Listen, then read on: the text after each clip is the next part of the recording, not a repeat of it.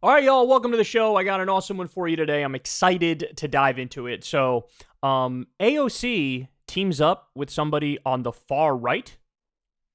What? That's interesting. We'll get into the new odd couple and explain why they're doing what they're doing. We also have Joe Biden is deciding to absolutely ruin his climate legacy, which, by the way, there were parts of the IRA, the Inflation Reduction Act, that had some good provisions in it in terms of green and renewable technology. And a lot of that stuff is made in America. He got a lot of credit for that.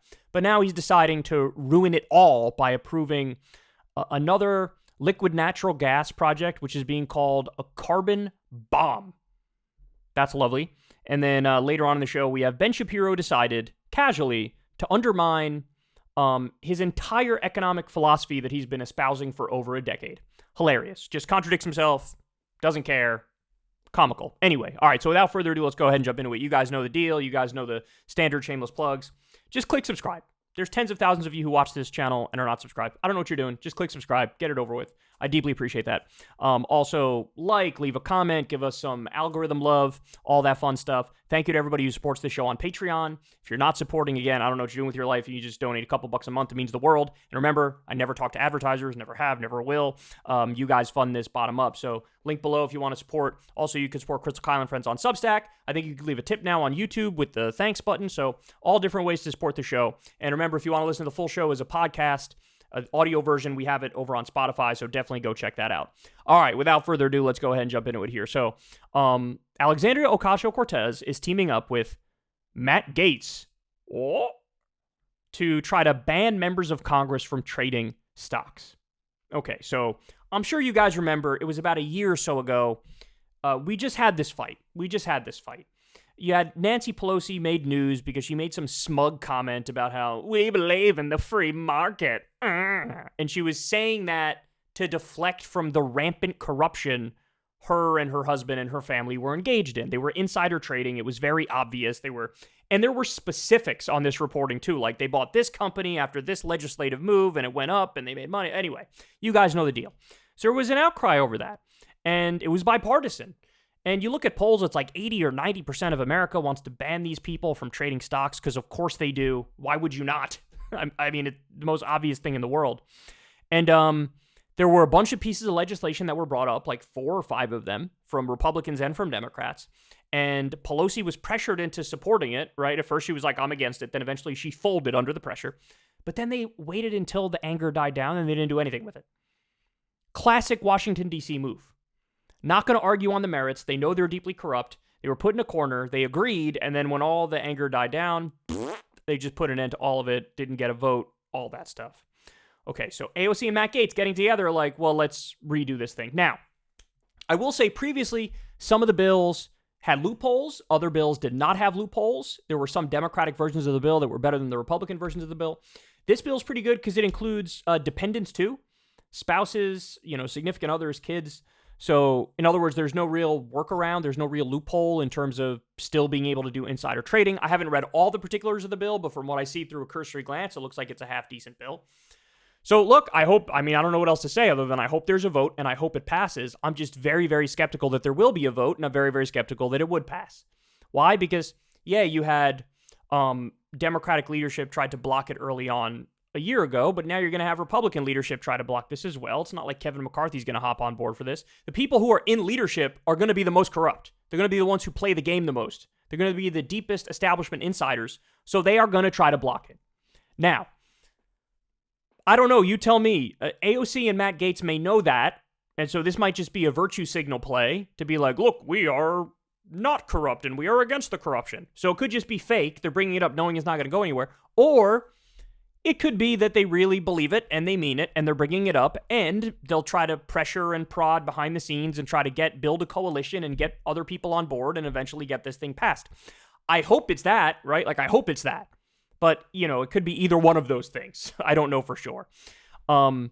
Now, the interesting question here, though, is, the elephant in the room that happens every time there's a weird odd couple pairing like this, which is this, what do you think of this, right? Like, there's left discourse all the time. Should you work with people who are basically far right or who are extremist? Sometimes people go as far as to say, should you work with people who are fascist, whatever? And a lot of people say hell no to that. And my answer to the question has always been, you should work with people where you agree. You should work with people on your terms, right? So Bernie Sanders, for example, used to work with Ron Paul all the time. Ron Paul is, of course, a hardcore libertarian. Bernie is a social democrat. But they had agreement on ending the drug war. They had agreement on stopping the restrictions of civil liberties. They were against the Patriot Act. They were against the NSA spying. They had agreement on foreign policy. They were more non-interventionist than other members of Congress. And so do I begrudge Bernie from working with Ron Paul on those things? Of course not. I think he's 100% correct. But what a lot of people do is they'll take the worst things that Ron Paul has ever done, and then they'll tar Bernie with like, you're legitimizing Ron Paul's old racist newsletter by working with him. And that's just like, it's just a bad argument, right? It's just a way to try to essentialize somebody and say, put them in a box, shove them to the corner and say, never under any circumstance can you legitimize them by agreeing with them, even on an issue where you're not compromising, where it's core to your value system. So do I blame AOC for this? Of course I don't blame AOC for this. Work with anybody as long as it's on your terms and it's for your policy positions, and this is the correct policy position. So, but it's not just them working together. Let me give you some of what this says here. They say, Representative Brian Fitzpatrick, who's a Republican, AOC, Matt Gaetz, and Raja Krishnamurti, who's a Democrat, introduced the bipartisan Restoring Faith in Government Act Tuesday, a bill that would restrict trading and ownership of financial investments by members of Congress, as well as by their spouses and dependents.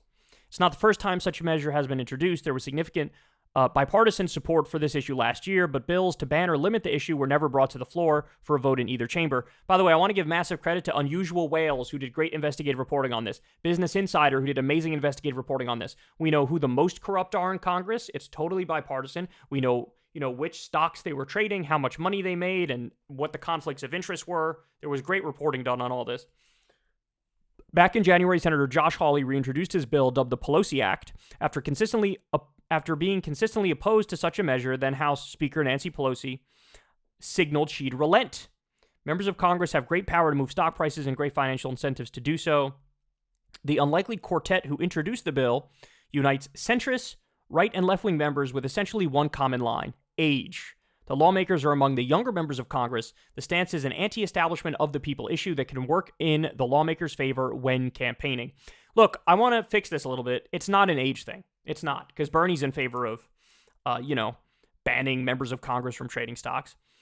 It's a who's more corrupt thing, right? And Nancy Pelosi and Kevin McCarthy are going to be more corrupt and more of the establishment than Matt Gaetz and AOC. So I think it's more of a money thing. It's more of a corruption thing. Age might be an ancillary factor, but I don't think it's as big as they're making it out to be. And they go on to explain they're members of the Freedom Caucus, members of the Congressional Progressive Caucus, and members of the centrist bipartisan Problem Solvers Caucus. Some of them are on board for it. And so, again, look, credit to them. They're correct. It's a good thing. But I'm just hoping that it might be the case that a lot of these people know how it's going to go. They know leadership is going to block it. So they're just using it as a virtue signal so they can campaign later and say, oh, look at this amazing thing I did, even though they went into it knowing it's not going to go anywhere. But I'm trying not to think that way, because the fact of the matter is it's damned if you do, damned if you don't with that argument, right? So if they don't propose the bill, then we go, hey, why aren't you proposing a bill to ban stock trading? If they do propose it, we can't really turn around and say, you don't really mean it, so I'm criticizing you anyway. It's like, okay, then what are they supposed to do, right? What are they supposed to do? I'll give you the answer. The real answer is not only propose the bill, but also work behind the scenes to build bridges, build coalitions, and try to force leadership and twist their arm and force their hand into agreeing to this to have a vote, and then you try to get it passed. So they've done some of those things. We're just waiting for that last piece, which is, are we really going to get a vote on it? How much coalition building are they doing, etc.? But look, I'll take it. It's better than nothing. It's definitely a good thing. I hope it goes somewhere, although I'm skeptical that it will. Hey, y'all, do me a favor and like and subscribe. It helps out big time in the algorithm. Click the bell as well for notifications when videos drop, and watch that video on screen right now. You know you want to.